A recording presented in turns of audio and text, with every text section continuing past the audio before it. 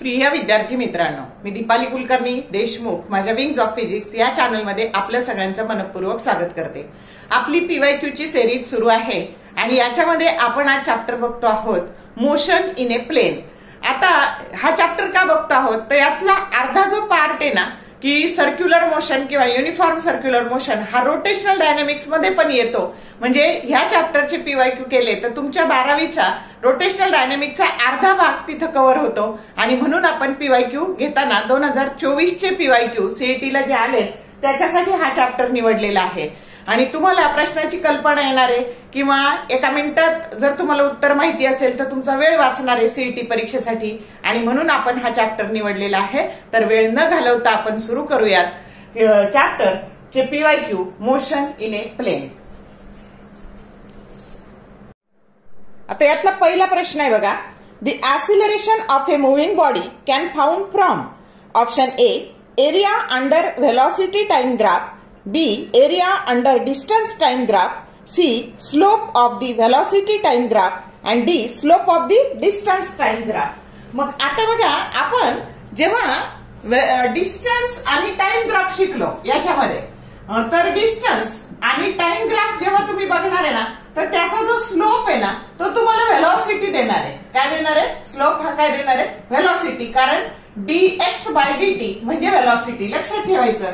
आणि जेव्हा तुम्ही व्हेलॉसिटी टाइम ग्राफ बघणार आहे तर त्याचा जो स्लोप आहे तर ऍक्सिलरेशन बरोबर dv बाय dt म्हणून लक्षात ठेवायचं की जो तुमचा ग्राफ आहे ऍक्सिलरेशन कधी मिळणार आहे तुम्हाला तर slope of the velocity time graph that gives you the acceleration. आणि असाही प्रश्न तुम्हाला विचारू शकतील, the slope of displacement time graph that gives you velocity. समजलं का? तर ह्या पद्धतीने हे दोन्ही प्रश्न चांगले करून ठेवा आणि हा सीईटी 2024 ला विचारला। समजला का?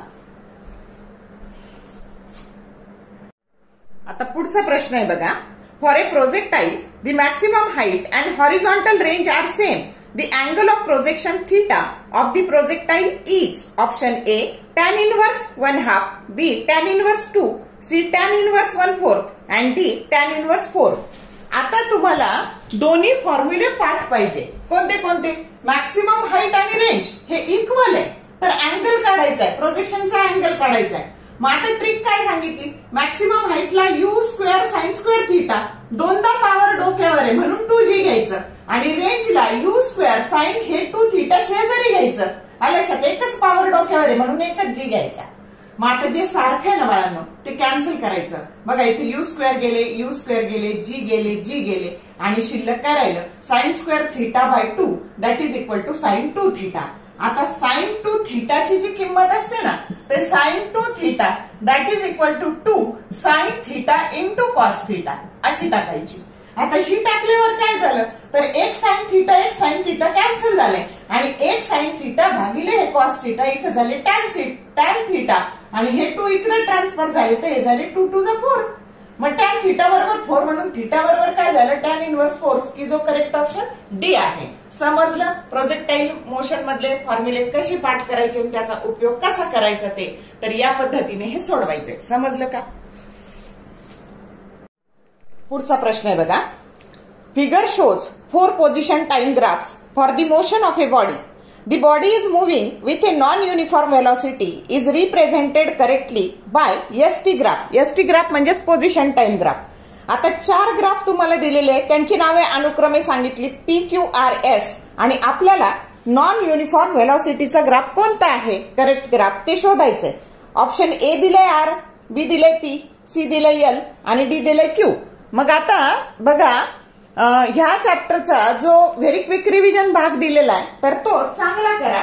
आता त्याच्यामध्ये मी सांगितलेलं आहे की व्हेलॉसिटी टाइम ग्राफच्या अंडर जो एरिया येतो ना तो तुम्हाला डिस्प्लेसमेंट सांगतो आणि त्याचा जो स्लोप आहे ना तो ऍक्सिलरेशन सांगतो असा प्रश्न पण आलेला आहे.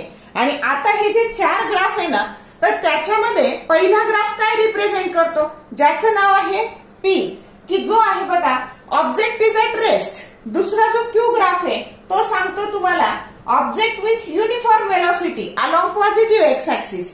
आर जो ग्राफ आहे तो सांगतो तुम्हाला object with uniform velocity with negative x axis, आणि जो शेवटचा एल ग्राफ आहे तुमचा तो तुम्हाला सांगतो object with non uniform velocity. आणि म्हणून करेक्ट ऑप्शन तुमचा काय येणार आहे, तर करेक्ट ऑप्शन येणार आहे सी, की जो एल ग्राफ सांगतो आहे. आणि म्हणून तुम्ही हे सगळे जे ग्राफ आहे ना हे टेक्स्ट बुक मध्ये चांगले दिलेले आहे, म्हणून अभ्यासाचा मेन सोर्स हा तुमचं स्टेट बोर्डचं टेक्स्ट बुक असलं पाहिजे सीईटी साठी, असं मी नेहमी सांगते. आणि म्हणून हे जे ग्राफ आहेत ते नीट बघून ठेवा. पोझिशन टाइम ग्राफचा स्लोप तुम्हाला वेलॉसिटी देतो आणि वेलॉसिटी टाइम ग्राफचा स्लोप ऍसिलरेशन देतो, हे पण नीट लक्षात ठेवा. आणि म्हणून याचा करेक्ट ऑप्शन सी आहे. अशा पद्धतीने उत्तर द्यायचं आहे. समजलं का? पुढचा प्रश्न असा आहे बघा. A ball is released from the top of a tower of height h metre. It takes t second to reach the ground. The height of the ball from the ground after t/4 second is. Option A 13h/14, B 15h/16, C 11h/12 and D 9h/10.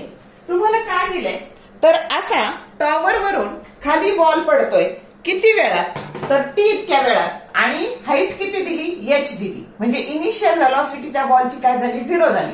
आणि नंतर तुम्हाला height विचारलीये कधी, तर तो जेव्हा परत upward डायरेक्शनने t/4 इतक्या वेळात जातो तर तो किती हाईट वर असेल. मग आता सेकंड कायनेमॅटिकल इक्वेशन वापरायचं.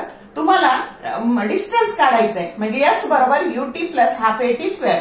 यू 0 झाल्यामुळं ही टर्म निघून गेली. एस बरोबर डिस्प्लेसमेंट झालं एच हाफ, जी ए ऐवजी झालं जी, आणि टी कॅपिटल टी. ह्या टी ऐवजी किती वेळ लागला, तर कॅपिटल टी. असंच आपण ही हाईट एच घेऊ आणि ते हाफ जी, आणि टी मात्र काय झालं, t/4 चा स्क्वेअर झाला. मग आता इथे आपण काय केलं, एच मायनस एच काढलं ती हाईट काढायला, तर half g t square minus बघा half g into bracket t/4 चा स्क्वेअर.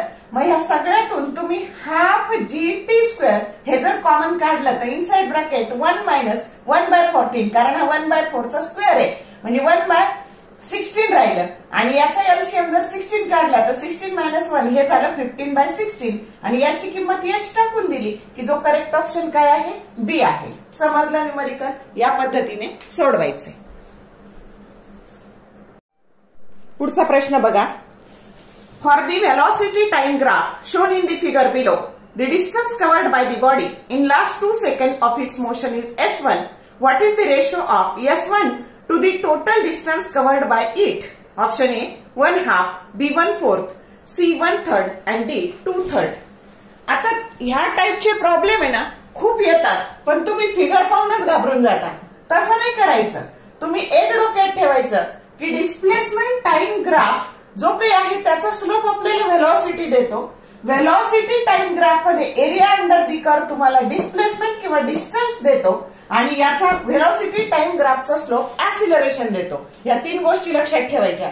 बघा हा खूप टाइप महत्वाचा आहे. आता तुम्हाला काय विचारलंय, शेवटच्या 2 सेकंदातलं जे डिस्टन्स आहे डिव्हायडेड बाय टोटल डिस्टन्स याचा रेशो विचारलाय. प्रश्न आधी समजून घ्या. मग आता आपल्याला area under the curve that give you distance. मग आता हा ट्रायंगल आहे, मग ट्रायंगलचा एरिया कसा मिळतो आपल्याला, एरिया ऑफ ट्रायंगल त्याला S1 असं म्हटलेलं आहे, तर that is equal to half base into height. Half base into height. मग आता बघा बेस किती आहे, तर 7 - 5 म्हणजे 2 सेकंद आहे, आणि हाईट किती आहे, तर ही हाईट 10 मीटर पर सेकंद आहे.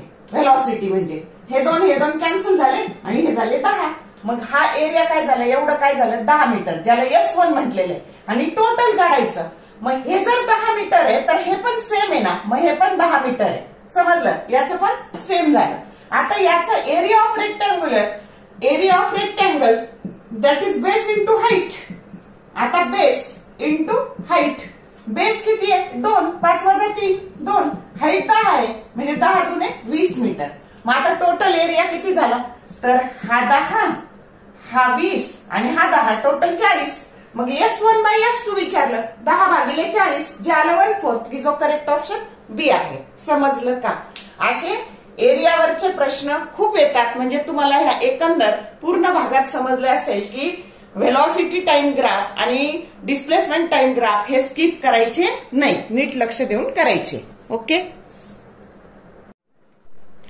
पुढचा प्रश्न असा आहे बघा. For a projectile ratio of maximum height reached to the square of the time of flight is G that is equal to 10 meter per second square. Option A 5:4, B 5:2, C 5:1 and D 10:1. कशाचा ratio विचारलाय तर maximum height to the square of the time of flight म्हणून दोन्ही फॉर्म्युले पाठ असले पाहिजे. Maximum हाईटचा formula H that is equal to U square sin square theta divided by 2G. दोनदा पॉवर डोक्यावर आहे म्हणून इथं 2G लिहून टाकायचं. असं सोपं लक्षात ठेवायचं. आणि टाइम ऑफ फ्लाइट काय आहे 2U sin theta by G आणि याचा स्क्वेअर करायचा आहे टी स्क्वेअर आणि H बाय टी स्क्वेअरचा रेशो घ्यायचा आहे. मग आता बघा 4U square sin square theta divided by G square. मग आता H बाय टी स्क्वेअर केले हे लिहिले भागिले उलट गुणले करून G square divided by 4U square sin square theta. आता U स्क्वेअर कॅन्सल झाले sin स्क्वेअर थीटा कॅन्सल झाले. इथे राहिले G स्क्वेअर बाय 8G आणि मग 1G पण कॅन्सल झाला आणि G बाय 8 G ची व्हॅल्यू किती घ्या सांगितलंय 10 घ्या. 10 divided by 8 that is nothing but 5/4 म्हणजे करेक्ट ऑप्शन आला A 5:4. समजलं का? म्हणजे हाईट आणि टाइम ऑफ फ्लाइट याचे फॉर्म्युले चांगले करा. समजलं? पुढचा प्रश्न आहे बघा. ए particle is performing uniform circular motion along the circumference of the circle of diameter 1 meter with a frequency of 4 Hz. The acceleration of the particle in meter per second square is option A 8 pi square, B 16 pi square, C 24 pi square and D 32 pi square. मग आता बघा आपल्याला काय दिलंय तर uniform circular motion मध्ये diameter दिलाय 1 metre आणि फ्रिक्वेन्सी दिली 4 हर्ट्झ आणि आपल्याला काढायचंय ऍसिलरेशन. आता आपल्याला माहितीये की इथं जे ऍसिलरेशन असतं हे असं towards the centre of circle असतं आणि त्याचा फॉर्म्युला असतो R ओमेगा स्क्वेअर. मग ओमेगा 2 पाय एन असतं म्हणजे तुम्हाला एन दिलंय आणि इथे R हे जर डायमीटर 1 मीटर असेल तर R 0.5 झालं. 0.5 that is nothing but 1/2 metre आणि A काढायचंय. प्रॉब्लेम कळला? मग आता R ओमेगा स्क्वेअर R ओमेगाची किंमत 2 पाय एन टाकली आणि त्याचा स्क्वेअर. मी नेहमी सांगते एमसीक्यू सोडवताना पहिल्यांदा ऑप्शन बघा. मग आता ऑप्शन पाहिले तर त्याच्यात पाय स्क्वेअर तसंच ठेवलेलं आहे आणि म्हणून हे पाय स्क्वेअर तसेच ठेवले. R ची किंमत 1/2 टाकली 2 चा स्क्वेअर 4 झाला आणि हा एन 4 आहे त्याचा वर्ग 16 झाला. मग आता इथं कॅन्सल झाले 2 2 जा 4 आणि 16 2 जा 32 पाय स्क्वेअर आणि जो करेक्ट ऑप्शन डी आहे. कळला केवढा सोपा प्रॉब्लेम आहे? फक्त आपल्याला माहित नसतं. आता हा रोटेशनल डायनॅमिक्स मध्ये पण येऊ शकतो किंवा मोशन इन प्लेन मध्ये पण येऊ शकतो. काही फरक पडत नाही. चॅप्टर कोणताही असला तरी तुम्हाला सोडवण्याची पद्धत सेम आहे. समजलं कसं सोडवलं ते?